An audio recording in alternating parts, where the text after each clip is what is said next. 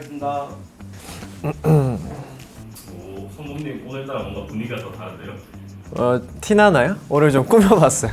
왜냐면 또 계절도 바뀌고 해서 그 꾸안꾸 겨울 남자 뷰티 세팅 한번 해봤습니다. 요즘 또 저스트 메이크업이 한창 유행이라 재밌게 보니까 이것저것 배울 게 많더라고요. 피디님은 좀 어떻게 보세요?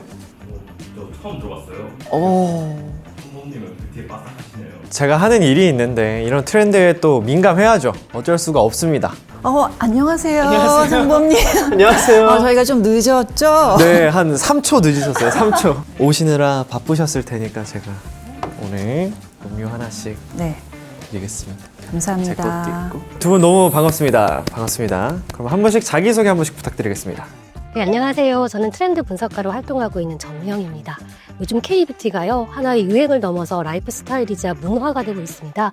그 이유를 트렌드 관점에서 풀어보겠습니다. 안녕하세요. 디렉터파이 채널을 운영하고 있는 피현정입니다. 화장품 성분 분석을 하면서 보면 2030 세대가 성분과 제형에 엄청 열광하고 있는 게 보이거든요.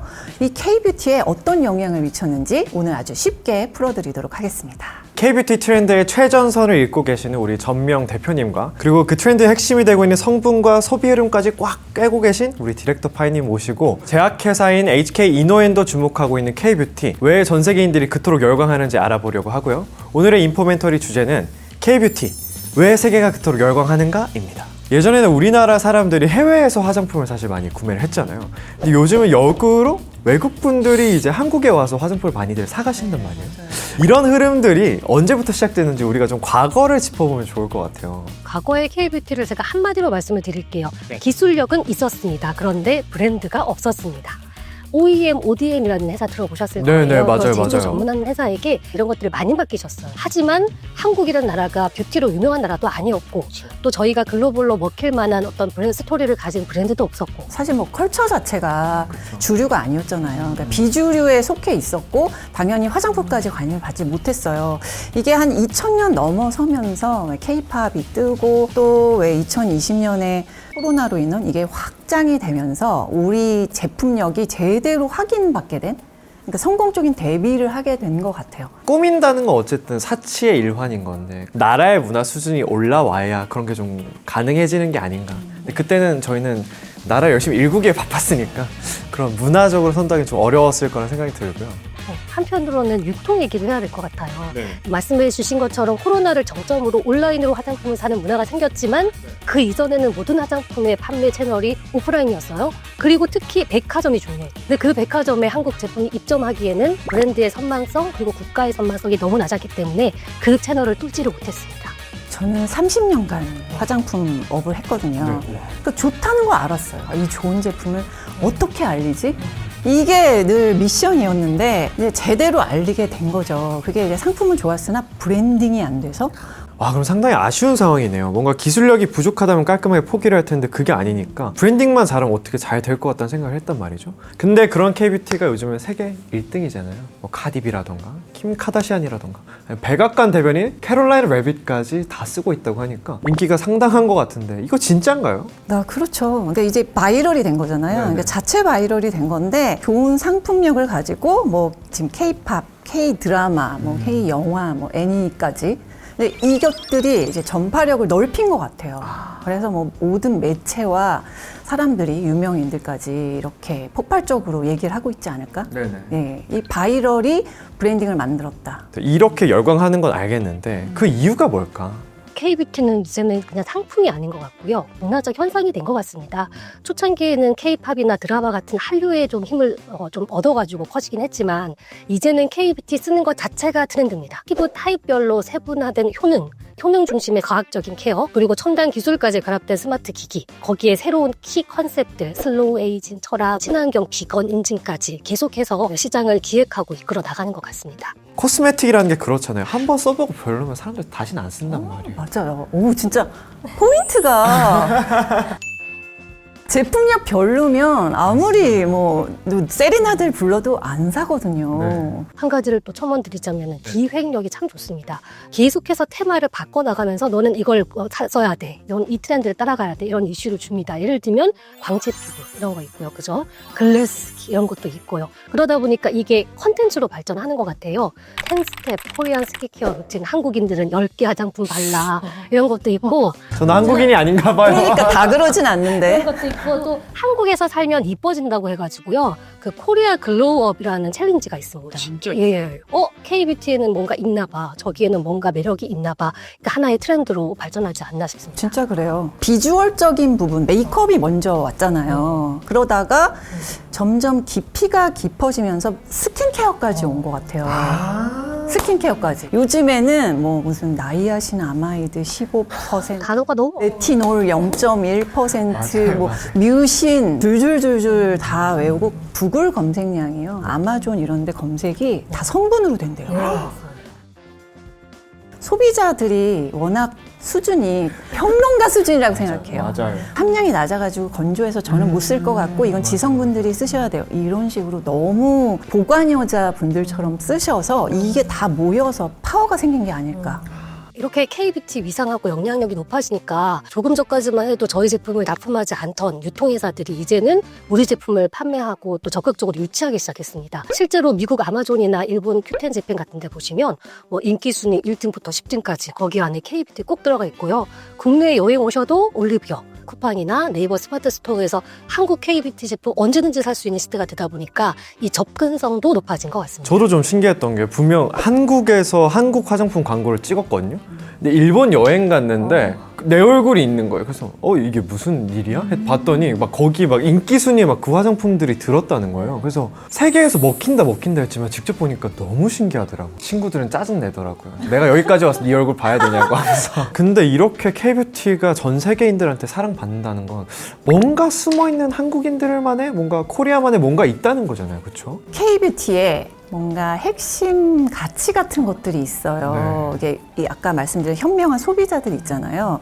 그들이 만들어내는 슬로우 에이징. 물론 이런 이제 전문가들이 워딩을 만들기도 하지만 대중들의 현명함이 모여서 그걸 가지고 하나로 딱 집어내시는 거잖아요. 그렇다 보면 이 슬로우 에이징이란 건 안 늙을 거야 이런 게 아니라 건강 관리하고 피부 관리해서 내 습관 좋게 만들어서 좀 더 건강해지자 이런 얘기잖아요. 본연의 아름다움을 지키자 이런 거. 중요한 게 이게 기능성 제품 같은 거나 이런 가격보다는 성분을 보자. 거의 다 따져보고 사는 것 같아요. 화장품 살 때. 그래서 HK 이노에서 만든 비원츠 같은 브랜드들, 건강한 피부 관리를 지향하고 좀 자연스럽게 늙어가자 이런 슬로우 에이징의 키워드에 딱 맞는 브랜드라는 생각이 드는데, 기존의 다양한 기술을 보유한 기업들이 코스메틱 분야에 진출을 하는 것도 좀 새로운 모습으로 볼 수도 있는 거잖아요. 그렇죠? 그렇죠. 아마도 그동안 쌓아왔던 뭐 피부 구조라든지 원리, 성분의 원리, 적용 원리 이런 것들을 반영해서 만들지 않을까. 그래서 제약회사들이 또 더 잘할 수도 있는 거죠. 어떻게 보면. 소비하는 사람 입장에서는 화장품이 단순히 브랜딩만 있는 게 아니라 이런 제약회사의 기술력까지 들어왔다 하면 환영하게 되잖아요.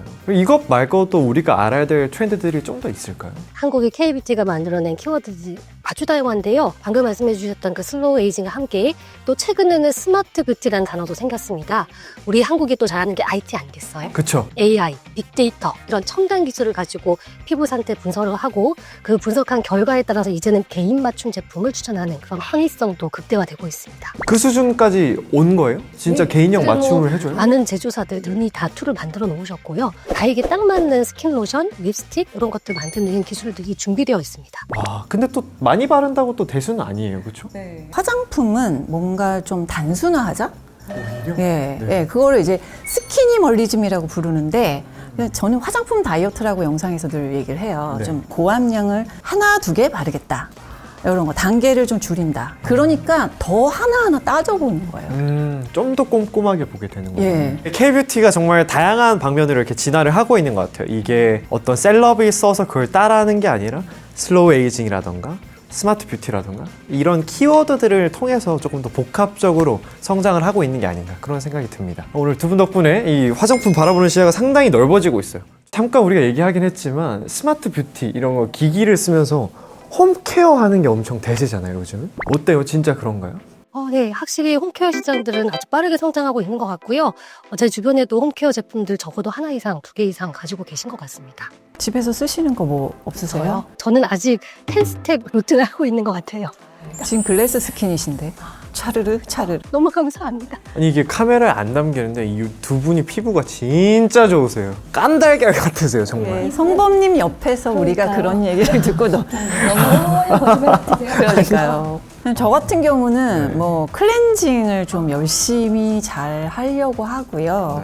왜 클렌징을 제대로 안 하면 사실 안 들어가요. 유효 성분이 이게 막혀서 모공을 막아서. 그리고 나서 디바이스를 쓰고요. 디바이스는 정말 집에서 할 수 있는 최고의 가성비템이 아닌가 싶어요. 요즘 또 키워드가 관리받는 나가 아니라 스스로 관리하는 나가 좀 대세라 그래요.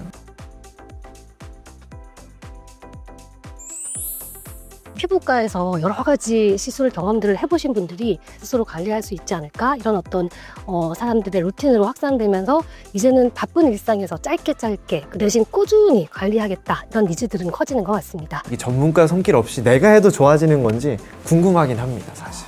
아무리 디바이스를 잘해도 뭐 기초 스킨케어 이런 거 안 바르면 보로아미타불 이렇게 되는 거기 때문에 데일리 습관, 기초 케어 너무 중요합니다. 디바이스 같은 기술도 훌륭하지만 화장품 기술이 어마어마하게 발달했고, 그러니까 똑같은 원료라고 해도 최근에는 다 이게 나노화, 리포조마, 쪼개서 피부 속에 넣는. 진짜 흡수 잘 되게끔. 네, 이게 장벽 케어라고 이제 많이 얘기를 하고, 장벽 케어가 저는 가장 큰 핵심이라고 생각을 해요. 네. 예. 근데 요즘에 피부과처럼 집에서 쓰는 뷰티 디바이스들이 워낙 많아졌잖아요. 뭐 옛날만 하더라도 좀 아이언맨처럼 이렇게 쓰는 마스크가 많았다고 하면 요즘 이렇게 손으로 롤링하면서 쓸 수 있는 것도 되게 많아진 것 같아요. 디바이스와 비슷하다고 해야 되나? 영역이 약간? 직접 이렇게 마사지를 하면서 쓸 수 있는 그런 제품들도 많이 나와 있어요. 근데 또 처음 듣는 단어가 어플리케이터라는 게 있었는데 이게 뭐죠? 뭐냐면 이게 그러니까 괄사 같은 걸 같이 할 수 있는 거예요? 그 개념인 것 같아요. 역시 해석이 도구 같은 게 붙어서 네. 이 성분을 잘 흡수되게 도와주는 거예요. 근데 들을수록 약간 이런 거 다 무조건 도움이 된다라는 거잖아요, 그렇죠? 그렇죠. 사실 이런 다양한 형태의 홈 뷰티 디바이스들이 인기를 끄는 이유는 역시 편리함 그리고 또 경제성 이 두 가지 때문인 것 같아요. 물론 병원 가가지고 제 진료 받고 뭐 레이저 쏘면은 가장 효과 좋겠지만 시간도 없고 또 비용도 조금 부담스러운 이럴 때 집에서 내가 원하는 시간에 조금씩 관리를 하면 내 피부가 아주 천천히 느리지만 그래도 개선된다라는 믿음이 있고 또 실제로 그렇고.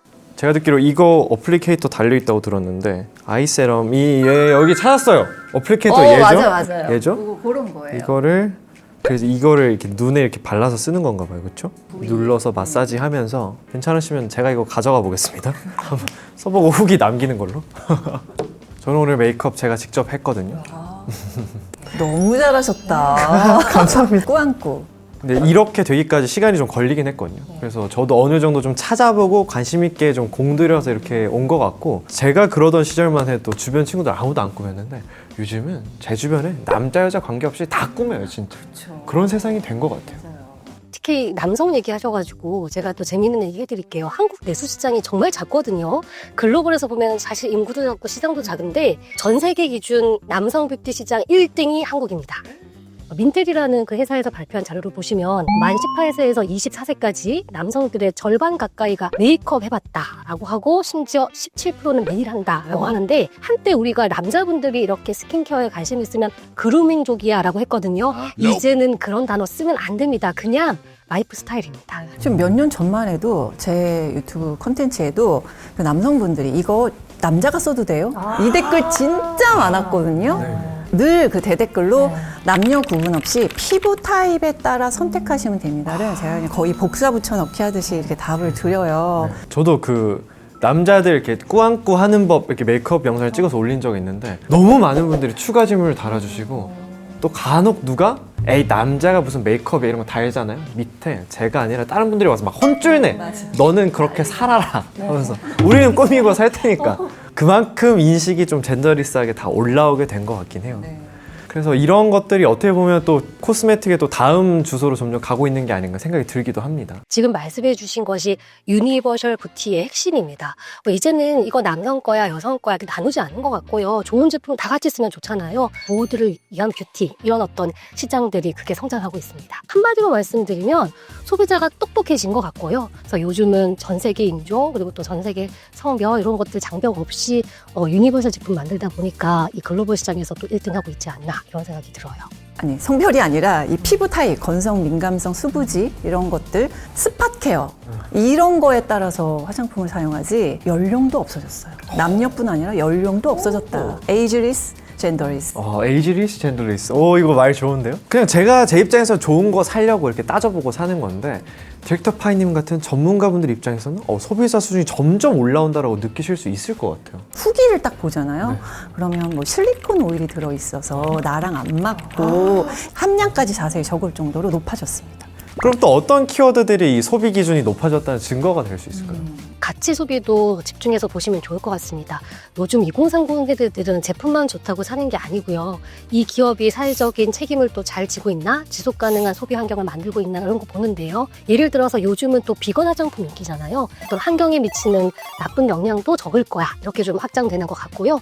포장도 요즘 잘 보시면은 이즈오프 라벨이라고 해서 라벨을 쉽게 제거할 수 있게 한다든지 이렇게 제품 패키지조차도 친환경 패키지가 들어가야 쿨하다, 트렌디하다 이런 느낌을 좀 받는 것 같고 이제는 우리 제품이 좋아요 플러스 환경에 나쁜 영향을 미치지 않고요. 이런 가치 소비까지 더 중요한 내용들을 계속 이렇게 꽉꽉 담아내고 있습니다. 야, 그러니까 기업들 입장에서는 사실 브랜드 운영하기가 쉽진 않을 것 같아. 이게 뭐 데이터라던가 기술력이라던가 거기에 이제 가치까지 담아야 되니까. 그렇죠? 그래서 비원츠의 화장품, 친환경 패키징에 비건 인증도 받았고 선크림 하면 그 문제가 되는 게 그거잖아요. 바르고 이제 많이들 놀러 가서 바다 수영하는데 그게 이제 산호초를 죽인다는 게 알려져가지고 막 그런데 다행히 산호초와 상당히 무관한 성분을 사용했다고 합니다. 그러니까 이렇게 점점 기업들이 다 ESG라는 키워드에 맞춰서 발전하고 있다는 게 좀 느껴지는 것 같아요. 네, 맞습니다. 이제 ESG는 단순한 이미지 아닌 것 같아요. 우리 회사 좋은 회사의 이런 이미지가 아니라 이런 사회적 책임 활동들은 이제 브랜드의 철학들을 강화시키고 있고 또 2030 세대들한테는 나도 저렇게 생각하는데 저 브랜드도 저렇게 하네 하는 강력한 유대감들을 또 형성하는 것 같아요. 지속 가능한 소비 이것은 거의 기본이다 이렇게 생각하시면 좋을 것 같고요. 클린 뷰티, 비건 뷰티, 성분, 포장재, 사회적 책임 그리고 투명한 경영까지 이 모든 것들을 잘하는 육각형 브랜드가 살아남고 있습니다. 그걸 추구하고 있는 게 K-뷰티고요. 네. 실제로 하고 계십니다. 대단하시고 이렇게 가치 소비가 중요해진 이유가 상향 평준화가 돼서 제품이 너무 좋아. 그러니까 이왕이면 투명한 경영, 이왕이면 ESG. K-뷰티가 이끌어 나갈 미래를 우리가 계속 좀 재미있게 지켜보면 어떨까 싶긴 합니다. 또 앞으로는 어떤 키워드가 등장하고 또 어떤 패러다임이 등장할지 저도 굉장히 기대가 되고 또 우리 디렉터 파이님의 역할이 그중에서 가장 큰 역할을 하지 않을까 싶습니다.